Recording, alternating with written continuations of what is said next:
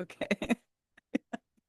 So I'm pleased to introduce my history department, York University colleague Stephen Brooke, as speaker for today's talk, Gleaming Obelisks and Dilapidated Streets, London in the 1980s. Fellow of the Royal Historical Society, United Kingdom, Stephen is a leading historian of 20th century Britain with scholarship spanning politics, gender, sexuality, and culture.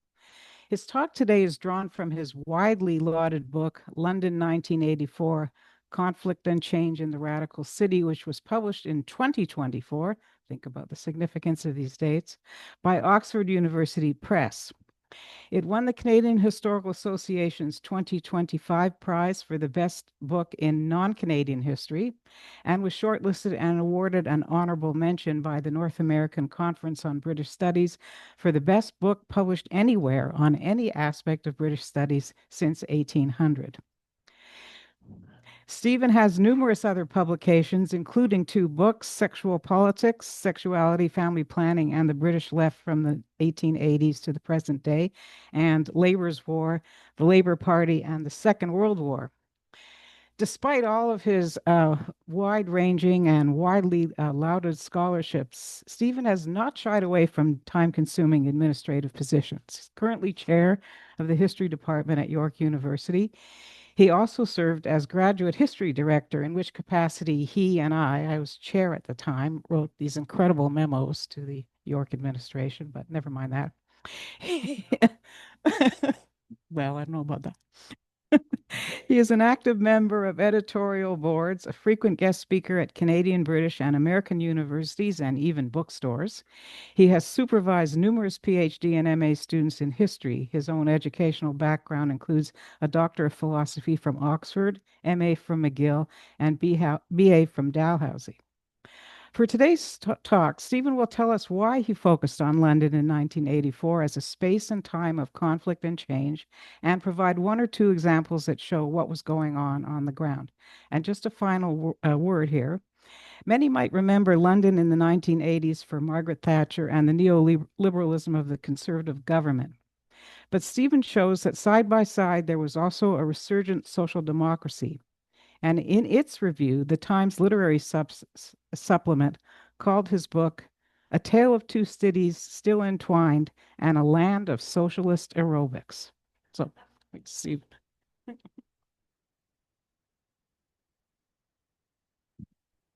Thank you so much. Can everybody hear me? Yeah. Thank you so much for inviting me this afternoon. It's a real pleasure to be downtown and to be able to speak to you. And thank you so much to Marlene for introducing me. I haven't seen Marlene in person in a while, so it's a real delight to see her. And as she suggested, we used to fight the good fight, I think, at York. So I'm going to be talking to you today with a talk that's called Gleaming Obelisks and Dilapidated Streets, London in the 1980s. And as Marlene pointed out, that it's drawn a lot from a book that I published a couple of years ago called London 1984. And I thought I'd just explain a little bit the setup of the book, that it's really kind of a collection of stories or analyses of places, of events and texts and artifacts in London, all of which kind of came out in 1984. It's a little bit of a conceit, but one of the things that I was trying to do in the book was kind of not necessarily say that 1984 was a turning point, but to say that in these things we can see kind of particular characteristics about the city in the 1980s, and in particular about the change from one kind of city to another kind of city. So I'd actually thought I would begin the talk where the book begins, which is with a small building in Northeast London in the borough of Hackney. I don't, how many of you know London? I'm sure most of you would know London. So Hackney is traditionally a working class area, just north of the East End, just north of Islington. And there's something called Shacklewell Lane, which is a kind of curvy little street that goes off the high street, called the Bathhouse. And the Bathhouse is currently a private nursery, or what we would call a childcare center. Like many buildings in London, it is actually a renovated or retrofitted older building. It's an old municipal bathhouse, warm bathhouse. And it's constructed, as you can see, in a kind of, I don't know if I can sort of point here, but it's constructed in a triangle. So there were separate entrances for men and women. They would go in here and they would change, and then the bath area would be there.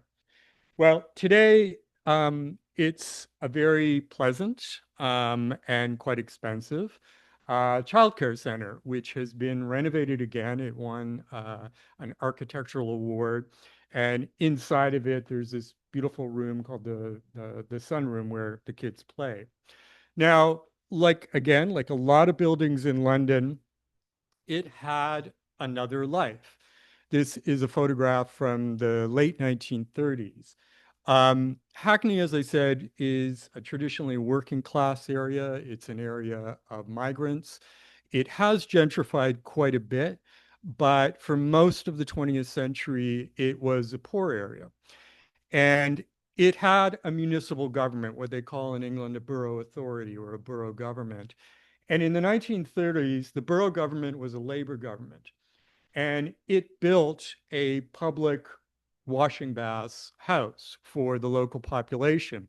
So it's an example of something that you see a lot of in the early to mid 20th century in London, which is a local state providing provision or providing for collective needs. Now, in this case, it's for people who would not have been able to have access to a bath without that. Now, as I say in the book, there's a kind of familiar trajectory in the story of this building since the 1930s, which I think parallels kind of a larger story that we tell about Britain in the 20th century. And that's a movement between the state provision of services, whether at the local or the national level with something like the National Health Service, and increasingly the private provision of services. And a familiar turning point in this trajectory, as Marlene was suggesting, is the election of Margaret Thatcher and the Conservative Party in 1979. And between 1979 and 1990, the Thatcher governments did much to establish a new political culture in Britain, much more reliant upon the encouragement of the market and the constraint of state action, whether it happened at the local level or the national level. So, what Thatcher's governments did in London, for example, included the privatization of what we would call social housing, what they call council housing. So that was privatized in 1980. That set off a property boom in London, which people in London are still living with today, but that's the origin of that property boom. The Thatcher government deregulated particular areas within London, particularly, I'll talk about this later, but particularly areas where they felt economic regeneration or development could happen, such as in Canary Wharf or the docklands of London. And what that meant was that the Thatcher government said, there is very light taxation in this area. There is very little state regulation. Go at it, build offices or luxury apartments. And finally, and again, this has a huge impact on London, throughout the 1980s and through the 1990s, you have tax cuts. And that fuels the property boom in London. It also creates a lot of disposable income in London. So there's kind of huge impact of the Thatcher government on London. One of the most influential British geographers of the post-war period, Dorian Massey, argued that London was reinvented in the 1980s on what she called a tide of neoliberalization, which created a market city. And I know the term neoliberal is thrown around a lot, and I'll be doing that this afternoon too, but what I mean by neoliberalization is the way that instead of the state facilitating state action to provide housing, it's facilitating market action to provide housing. And this occurs across a kind of very wide spectrum.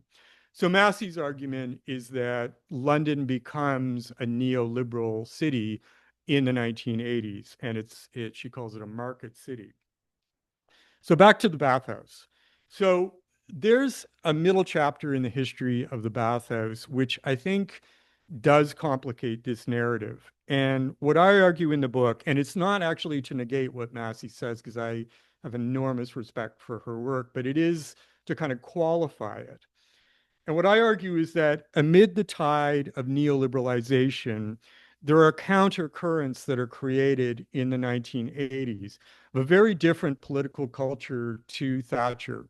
And basically, what I argue is this creates a huge conflict in London in the 1980s. So my book is a kind of story of conflict, but it also creates what you see in contemporary London, like in today's London, which is, I think, a kind of weird mix of a very neoliberal city, a very wealthy, very expensive city. But as I'll probably say at the end of the talk, out of the corner of your eye, you can still see a different London, a more social democratic London or an alternative London. So, as a historian, it begins in the archives for me. And I was working on a different project, and I was working at a wonderful archive called London Metropolitan Archives, and I discovered that there were a credible number of papers from the local government in London, the Greater London Council for the 1980s. And this included all these applications from community groups to the GLC for funding, which doesn't sound maybe the most exciting thing, but in those applications, they had to describe themselves. So each application is a kind of group autobiography or kind of organizational autobiography, which for me was kind of fascinating. It's kind of, you actually don't get a lot of material like that. So one of the ones that I came across was the Dalston Children's Center, which applied for and received a grant of about £100,000. That's a ton of money, $200,000 from what was called the Women's Committee of the Greater London Council. And the GLC is the equivalent of City Hall. The Women's Committee was the first and to date only government agency in British history ever to be dedicated to the specific needs of women. Now, what the Dalston Children's Center wanted, and I'll call it the DCC from now on, um, was money to renovate the baths in Shacklewell Lane. The DCC was operating out of a bunch of old houses and squats in other parts. Dalston is a part of Hackney. GCC was operating out of a bunch of squats in Hackney. It wanted money to move into the municipal baths. The municipal baths at that point were empty. They were unused. They were the property of the local council. So the DCC wanted to have a long-term lease on the baths, and they wanted to renovate them. And coincidentally, they wanted to use, at that point, the first and the only feminist architectural practice in London called Matrix. So they wanted to renovate it into a childcare center, and these are Matrix's plans to renovate it. And there's some really lovely photographs. These are the women who ran the DCC. This is about 1984, looking at a model that Matrix had put together of the baths. And so the plan was to have playrooms in here and then offices here. Um, and I'll talk a little bit about the DCC's, what happens to the DCC later. But so what was the DCC? Well, the DCC was kind of a extraordinary organization. It was not, as I will say in a minute, singular, but it was a childcare center. You can't see the top of this, but it wanted to provide anti-sexist, anti-heterosexist, anti-racist, and anti-authoritarian childcare for free to people living in the local Dalston and Hackney area.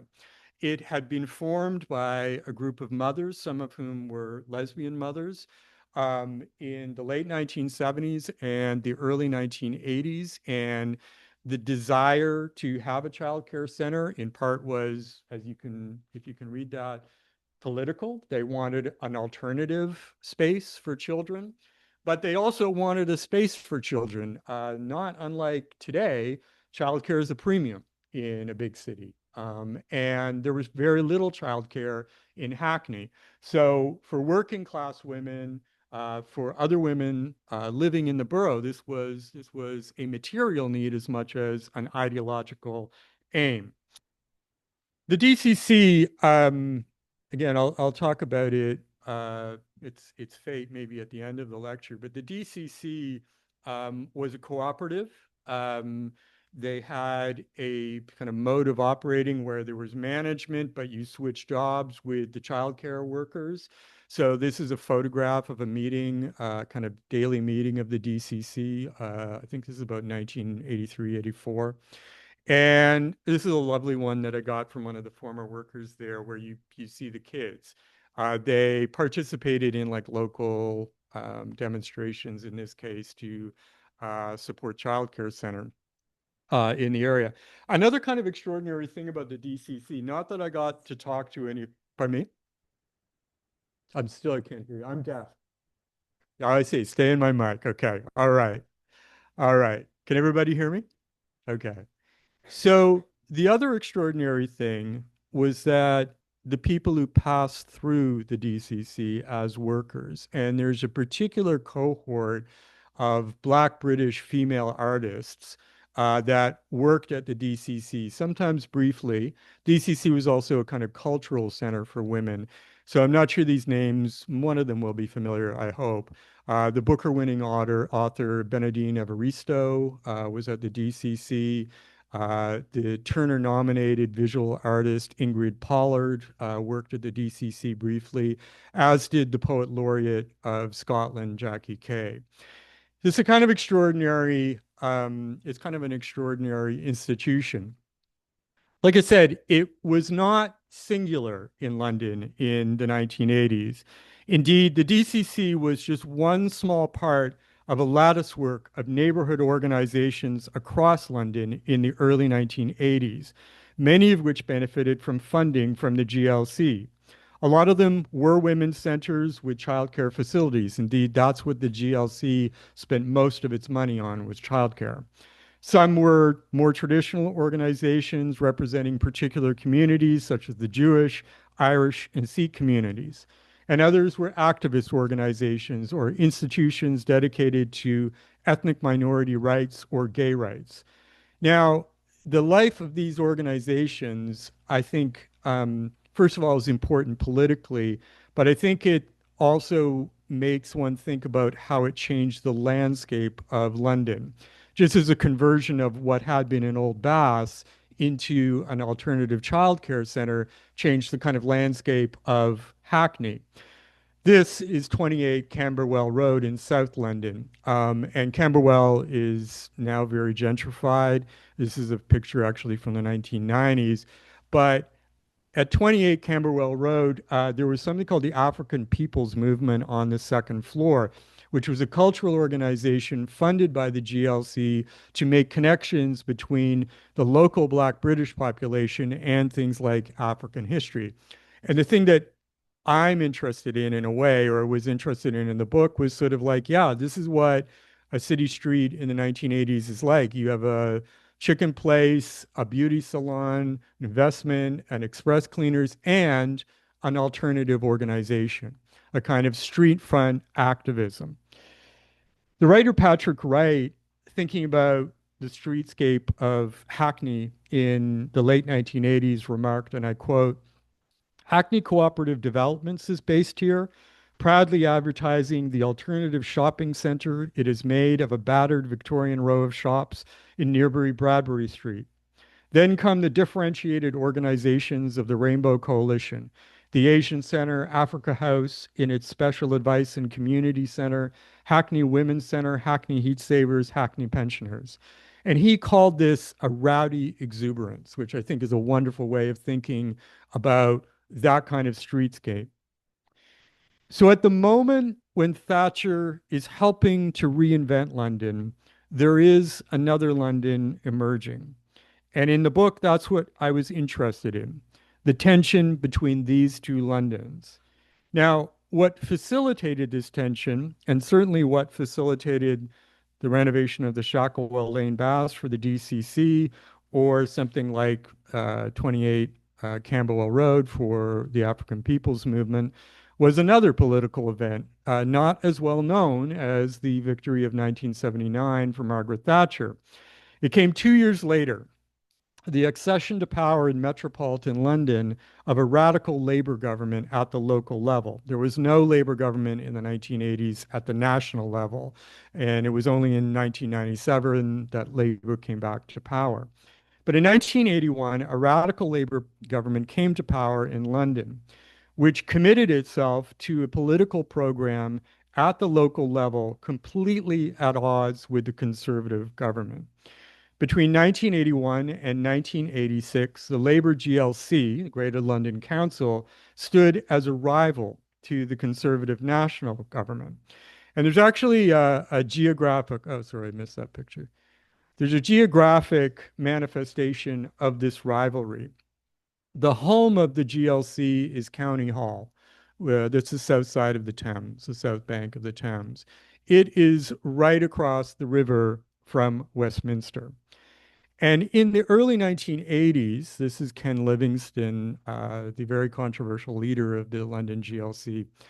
In the early 1980s, Labour's Council Hall would taunt the conservative Westminster. You can't quite see it here, but they would publish the unemployment figures in London on the facade of County Hall so that the people across the river could see it. Now, Thatcher got her revenge. Don't worry. Thatcher got her revenge. She abolished the GLC in 1986, and it was only relatively recently that local government returned to London. And County Hall today, and again, Thatcher kind of got her revenge. If you know London, County Hall today is a home to restaurants, to a luxury hotel, to an event theater. So you can go in the old GLC chambers and see an Agatha Christie play, which is really great. And it's also very close to the London Eye. So it's kind of the building that you hang about when you go on the London Eye. So I'm sure many of you are very familiar with contemporary London. With this book's one of the broad things that I wanted to do was emphasize the tension that I've kind of just set out. I wanted to emphasize the difference between contemporary London and the city that came just before that contemporary city. I also wanted to suggest that the 80s is a key decade in the formation of contemporary London, both in terms of Thatcherism and in terms of kind of social democracy or alternative culture at the grassroots. I also wanted to familiarize readers with a London that I don't think has had the same attention as the kind of archetypal London of the war years, such as the Blitz years, the swinging 60s, or even the London of the 1990s, the kind of cool Britannia of the 1990s.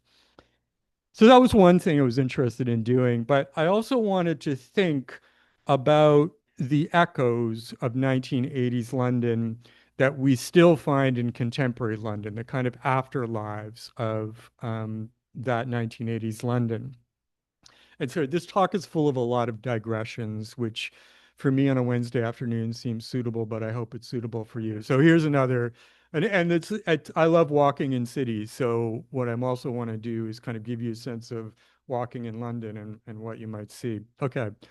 So there's a bit of London that I often stay in because it's quieter than Bloomsbury and it's still central. It's not quite out there. It's Clerkenwell, which is the old Italian part of London that's kind of just between Bloomsbury and the Barbican. If you watch Slow Horses, it's filmed in Clerkenwell. Anyway, one of the great things, as you will know, about London is that the very heterogeneity and chaos of its urban planning, i.e., there was no urban planning in London, means that when you walk down a street, unlike Paris, I think, it allows you to travel through different periods of history, almost like building by building, house by house. You can kind of clock the different eras in London's history.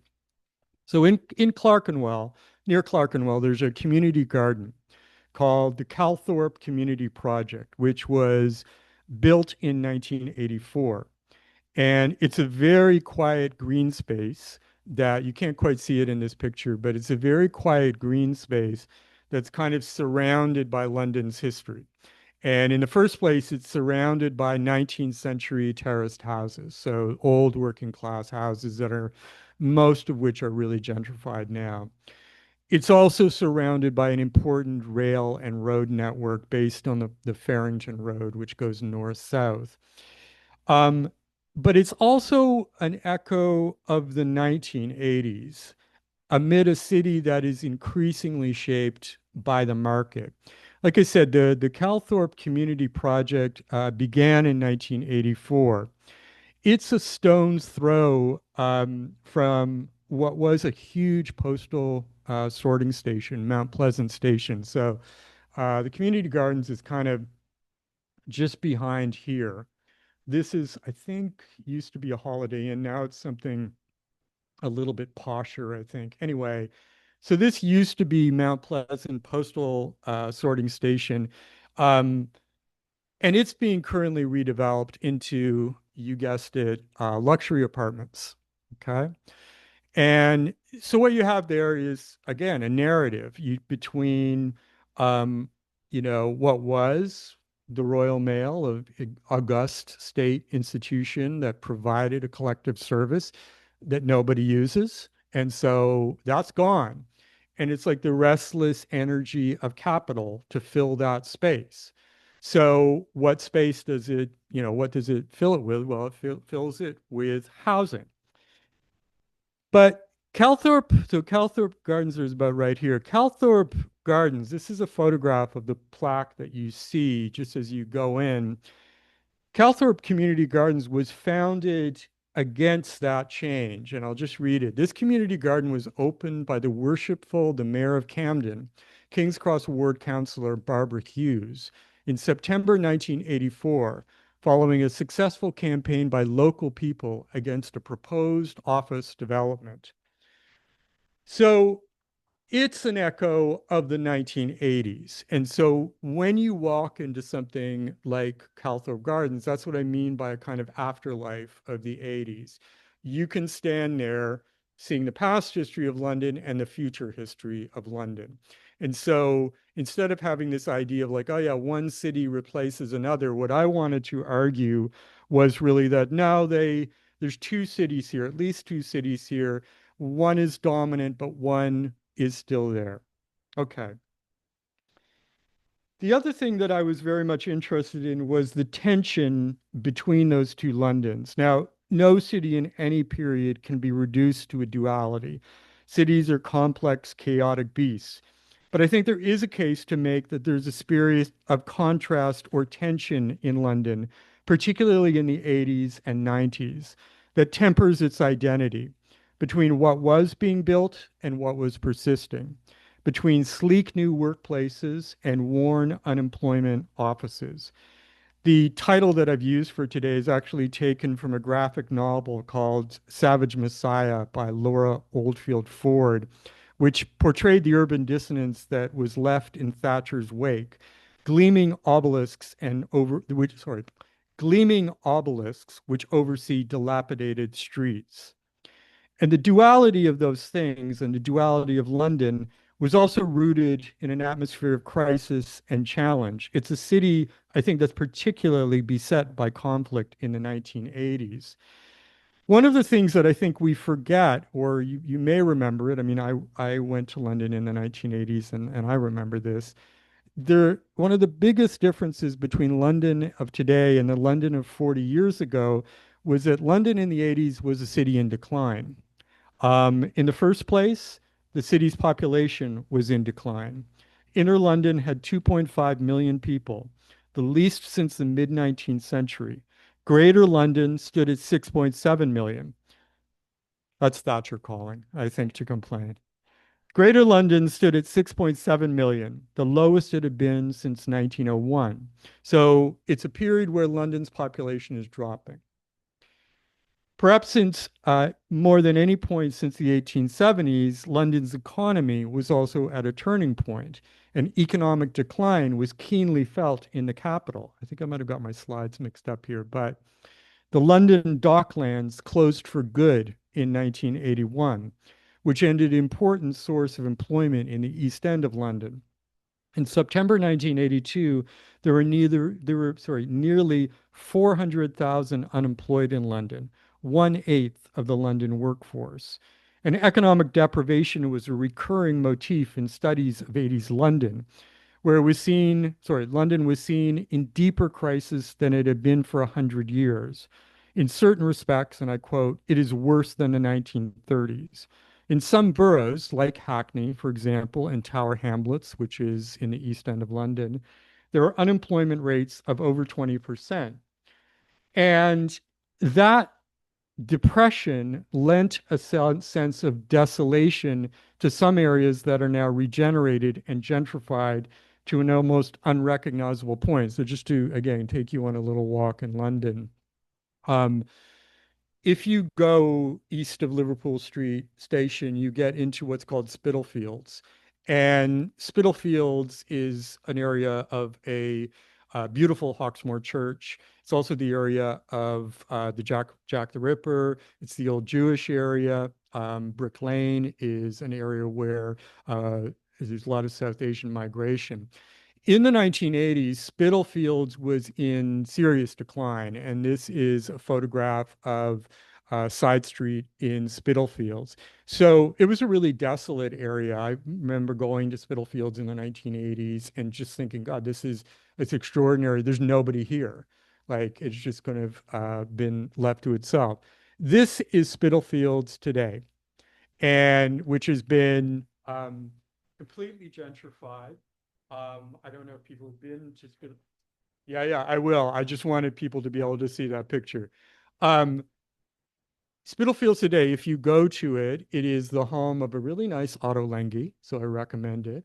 Spitalfields Market, which was the great East End market, has been replaced by sort of half market, half sort of chain stores.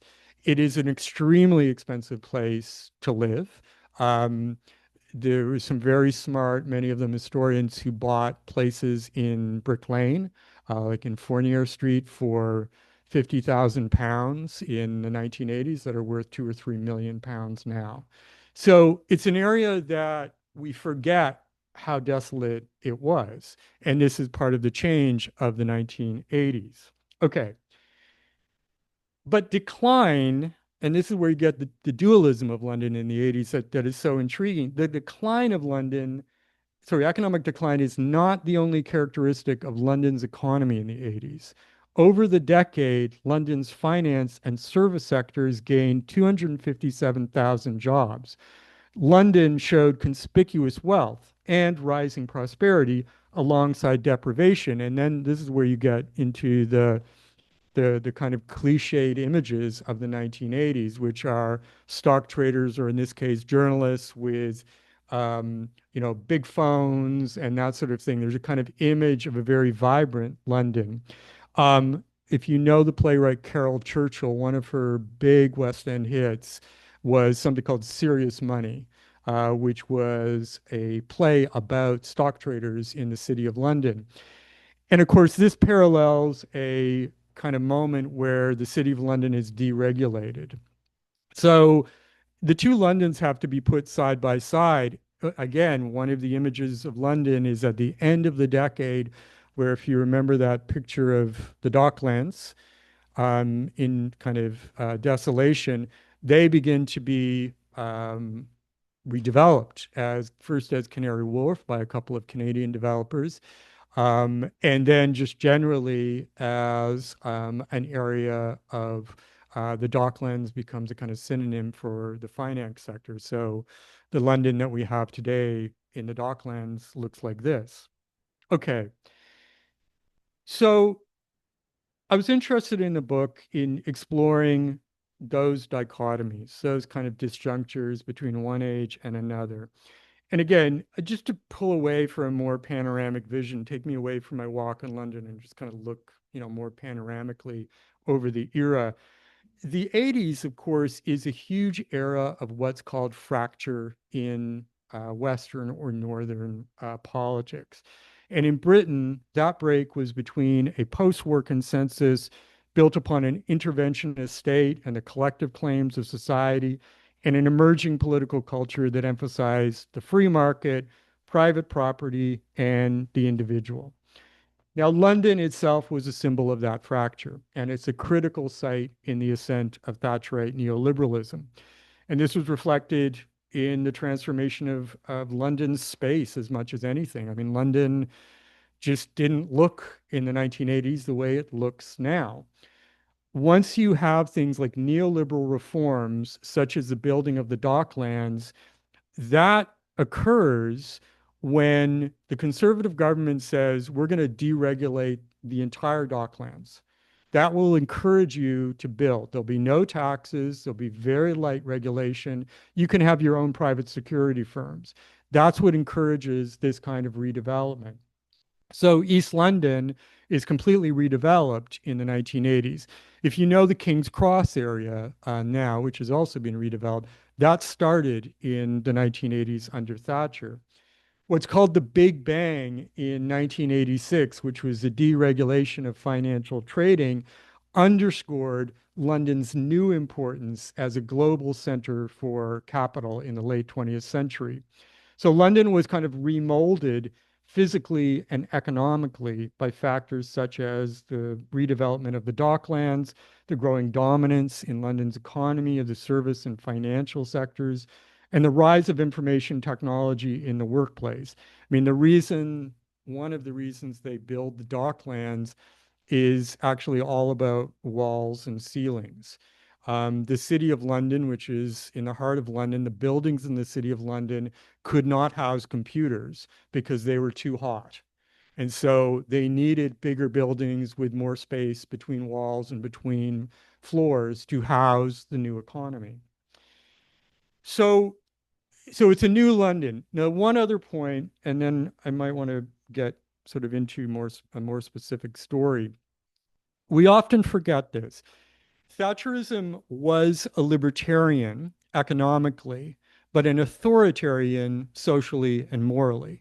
This neoliberal agenda went along with a social agenda designed in part, first of all, to roll back the permissive society. So, swinging London, in which you had the decriminalization of homosexuality in private and the decriminalization of abortion, there was an attempt to kind of roll those kind of things back, those kind of advances or progress in gender or sexuality. There was also an attempt by Thatcher to roll back the frontiers of the multiracial society. Britain had been a migrant society since what's called the Windrush moment in 1948, where you have, because they're asked to come to Britain for labor, there are a lot of migrants coming from Africa, the Caribbean, and South Asia. They are British citizens. In the late 1960s, immigration is restricted and citizenship rights begin to be rolled back. In 1981, the Thatcher government very strictly constrains the citizenship claims of people from the new Commonwealth. And Thatcher, and this is not a criticism, particularly of her, because a lot of politicians are doing this on left and right.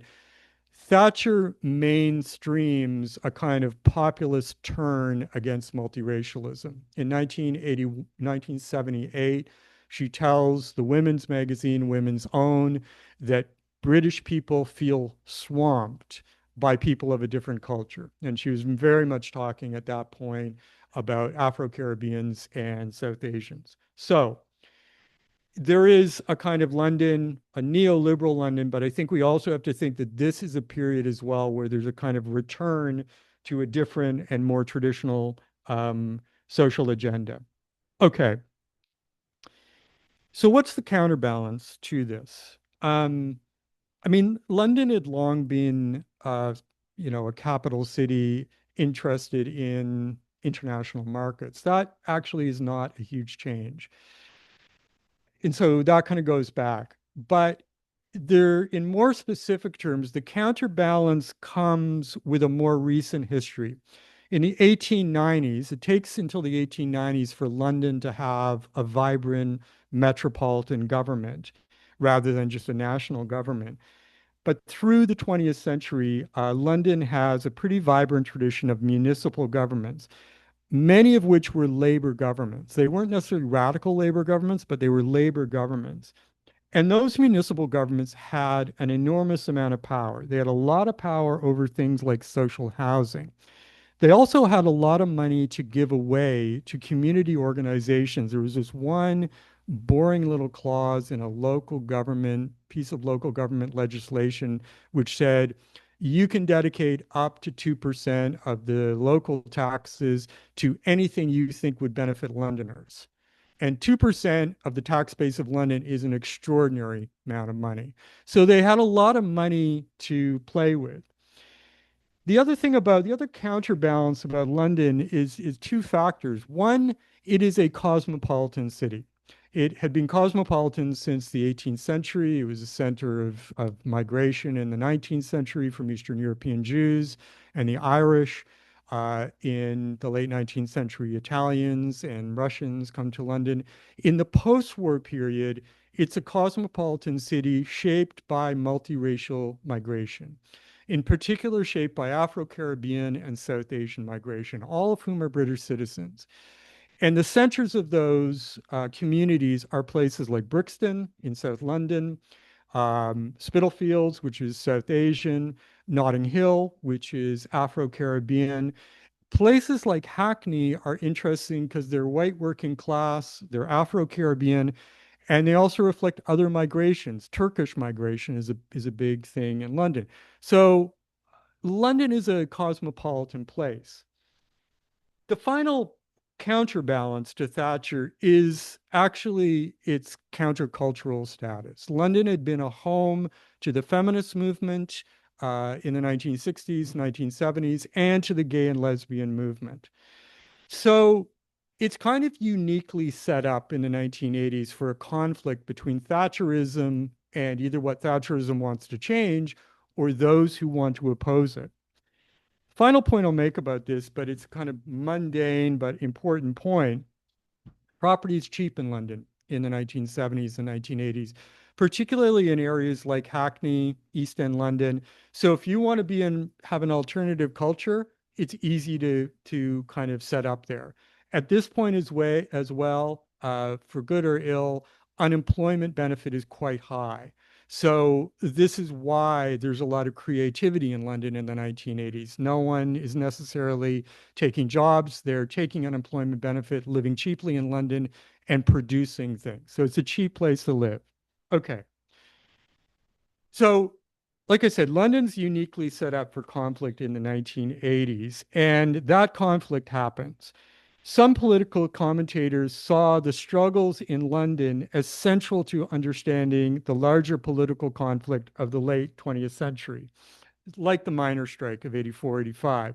Stuart Hall, who to my estimation is probably the most important political thinker in post-war Britain, Stuart Hall argued that London was the most important front in the struggle against Thatcherism, representing a direct confrontation between the two essential conflicting principles of English political life, the camp of the profit motive and possessive liberalism, and the camp of collective social provision and the public interest. Now, in London, the conflict that developed was political, between left and right, sometimes between left and left. It was about identity in terms of class, race, gender, and sexual orientation. It was about the nature of community in the city, which I hope I'll get to talk about with respect to a bookshop. And it was played out in a variety of urban spaces, in streets, parks, within neighborhoods, housing estates. By that I mean social housing, over bookshelves with something like the DCC, and even on the Thames.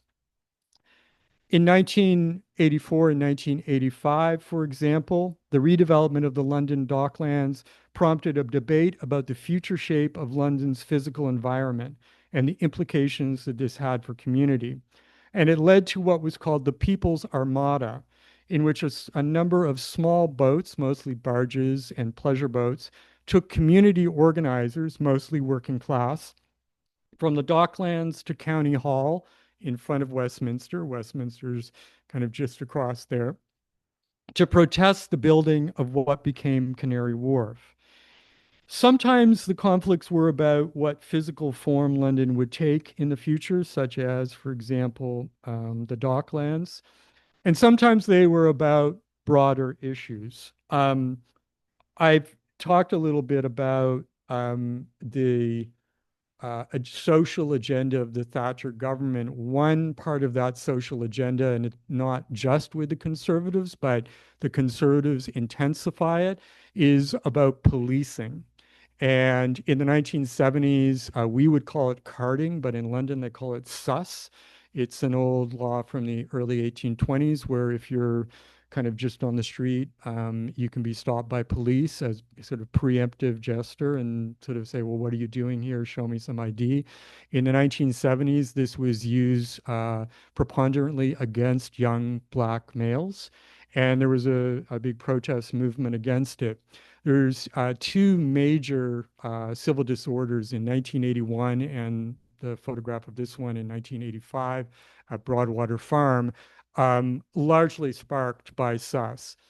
The Thatcher government briefly got rid of sus and then brought it in again in 1984. And what the Thatcher government therefore did was kind of make this conflict between the police as a kind of symbol of the state and the black community as one where the state was putting its finger on the scales. So this is quite this is really the kind of sharp edge of conflict in the 1980s. I think I'll jump over this because I'm kind of running out of time. But the other thing I talk about is London as a kind of center outside of South Africa of the anti-apartheid movement. Okay, but the way that I think I have 10 minutes, right? It's 2 o'clock, right? Okay. The way I thought I'd close out the lecture is kind of it's a story about a place. And it's a story about a place that maybe some of you will be certainly, I think, probably familiar with the neighborhood, but you'll be possibly familiar with the bookshop. And it's a story, I think, which I want to tell because it illustrates the ambiguities of the 1980s. I really like ambiguity. I don't like kind of like resolving things. I just like that kind of idea that, well, in these spaces, these kind of ambiguities or tensions are kind of set in place. Okay. So the story I'm going to tell is about a gay bookshop, and I'll just go back to a picture that I meant to show. A gay bookshop called Gaze the Word. Now, this was founded in the late 1970s, and it was the first gay and lesbian bookshop in the United Kingdom, not in Europe, but in the United Kingdom. And they took inspiration from gay and lesbian bookshops in Philadelphia and I think in Toronto. I think Gay Day was open in Toronto at that point. By the 1980s, oh, I should say where it is. Gaze the Words is on a street called Marchmont Street. And if you've ever been to the British Library or Russell Square Station, Marchmont Street is the one that it's a very short street. It goes kind of south north up to the British Library from Russell Square Station. And there's this big ziggurat shopping center there, Brunswick Square. So Gaze the Word, it's still at 66 Marchmont Street in Bloomsbury. By the 80s, it was very much a community center, and it was a base for gay and lesbian activism, including support for the miners' strike. But it's an odd place because it was very much a kind of example of grassroots entrepreneurship. I mean, the DCC is like that too. It just doesn't want to make a profit. Gaze the Word was a kind of aiming to break even, but it was a bookshop. It was a business. So in a weird way, it was kind of representative of kind of the kind of enterprise that was sort of being encouraged by Thatcherism in the 1980s. Um, it also represented, I think, the ambiguous status of gay and lesbian life in the city in the 1980s. And to go back to this, so homosexuality, lesbianism has rarely attracted legislative attention, but male homosexuality was legalized in private in 1967. And then in the 1970s, you get the Gay Liberation Front in Britain trying to claim more radical rights. You also have more moderate groups who are trying to get changes in things like the age of consent.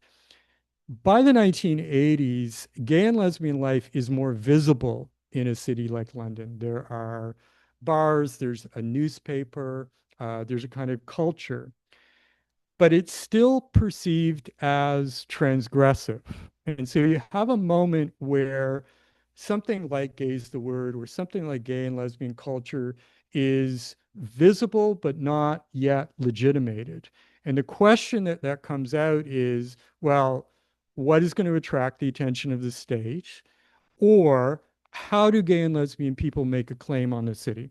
Okay, so we go to the 10th of April, 1984. And ironically, a lot of these officers are coming from Mount Pleasant Postal Station. So it's a weird kind of synchronicity about London. Customs and excise officers raid Gaze the Word. I'll just go to this thing here. Customs and excise officers raid Gaze the Word bookshop and they raid the homes of several of its directors. And in the operation, codenamed Tiger, which was after the pet cat of one of the officers, customs officers spent 5 hours seizing books, videos, personal possessions under what was called the 1867 Customs Consolidation Act, which prohibited the importation of what was termed obscene or indecent material. Now, in the case of Gaze the Word, the source of much of the seized material was the Philadelphia bookstore Giovanni's Room. So they tended to just bring in books by mail, basically. They didn't get them shipped, they brought them in by mail. The raid wasn't a precise operation. The customs and excise officers, most of whom were white and straight, and apparently hungry. They ordered out for food halfway through the raid. The bookshop's manager, Amanda Russell, suggested that, and I quote, the officers didn't seem to have any idea of what they were looking for. They repeatedly phoned their office to find out what they were supposed to take. Now, eventually, it's easy to laugh at these guys, but it is funny, and they were kind of laughing at themselves too.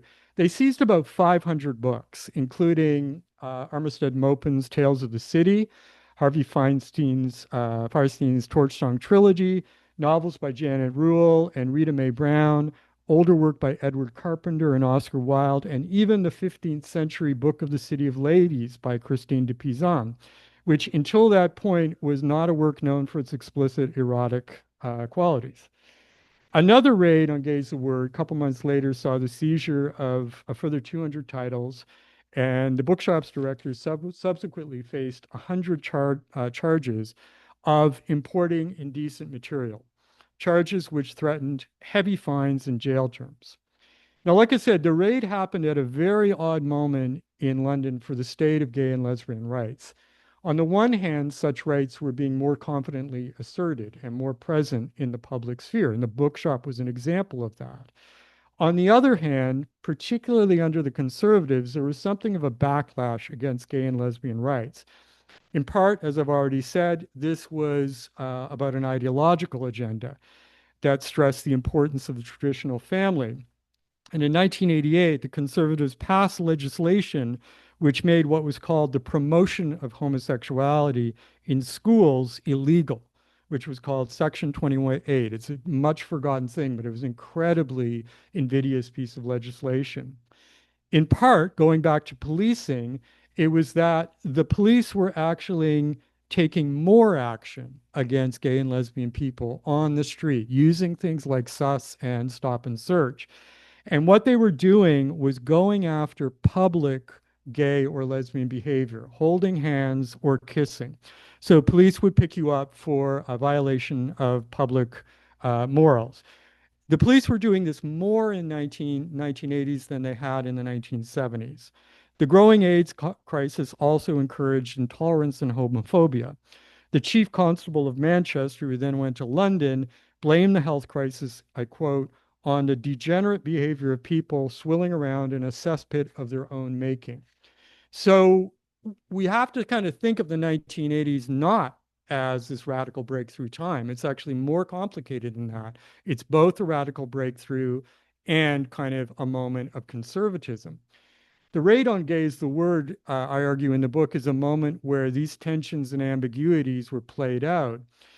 The aftermath of the raid and court proceedings served to illustrate two things more clearly than before.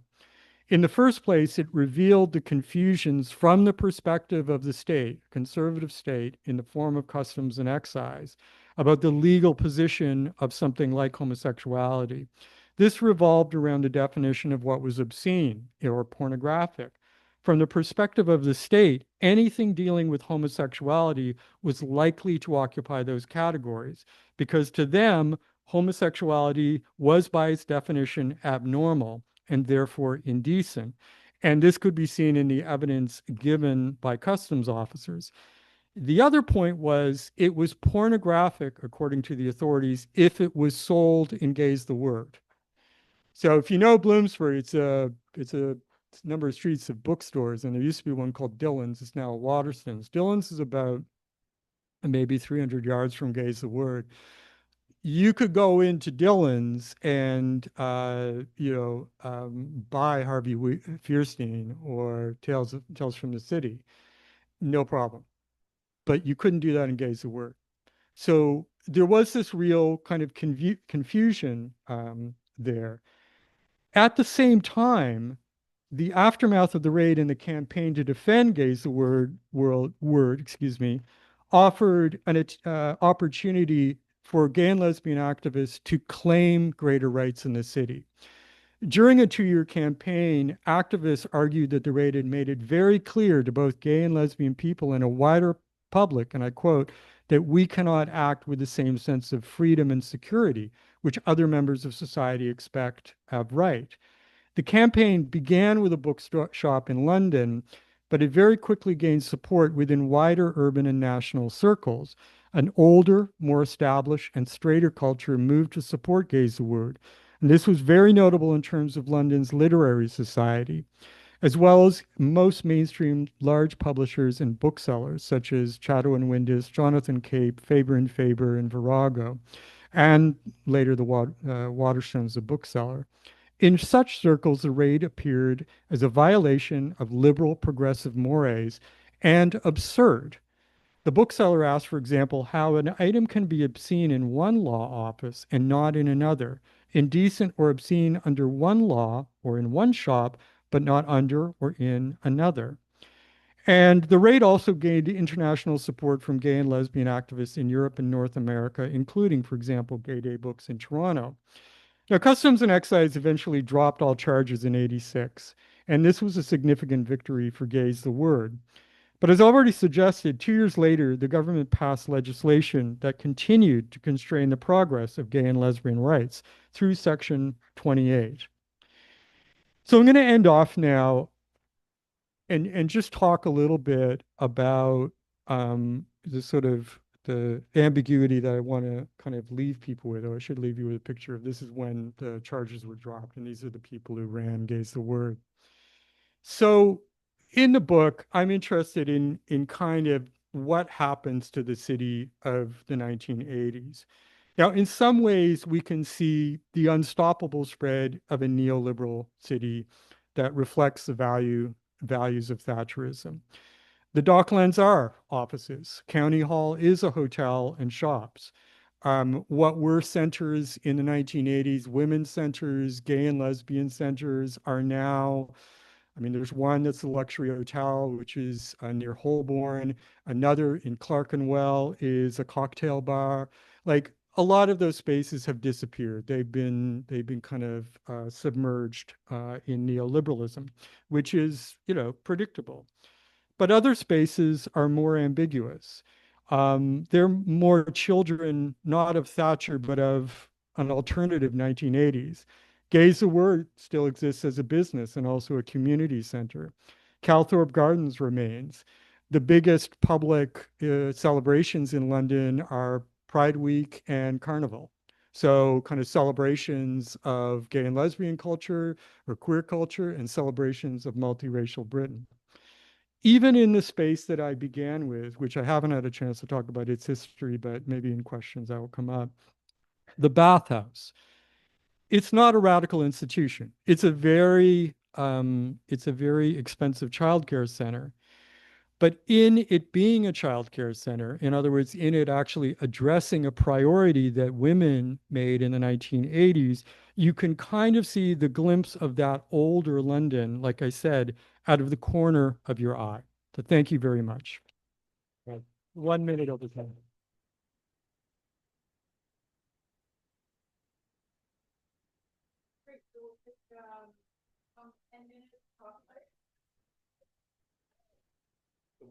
Get rid of